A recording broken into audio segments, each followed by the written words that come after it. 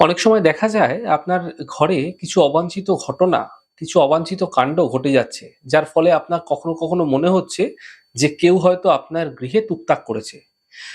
কারণে অকারণে একটা ঝগড়া, ঝঞ্ঝাট, ঝামেলা, শত্রুতা ক্রমশ বেড়ে যাচ্ছে মানুষের সঙ্গে।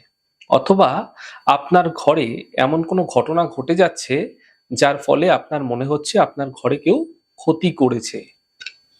অনেক সময় দেখা যায় আপনার ঘরের একটা না একটা অসুবিধা রয়েই যাচ্ছে। আপনি নিজেকে খুবই অসহায় বলে মনে করছেন। অথবা নানা সমস্যায় জর্জরিত হয়ে পড়ে আপনি সমস্যা সমাধানের কোনো রাস্তা কিন্তু খুঁজে পাচ্ছেন না। এরকম হলে আপনারা কি করবেন? প্রতি শনিবার এবং প্রতি মঙ্গলবার একটি কাঠকয়লার টুকরো নিয়ে নেবেন। সেই কাঁচা কয়লা আপনারা নিয়ে সকালবেলা কি করবেন? তিলের তেলে ভিজিয়ে রাখবেন।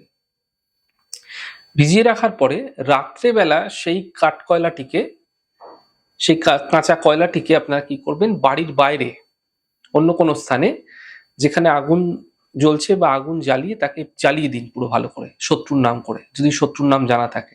নচেৎ এমনিই জ্বালাতে থাকুন। এই প্রক্রিয়া আপনারা পরপর ১৯টি শনিবার ক্রমাগত করে যান।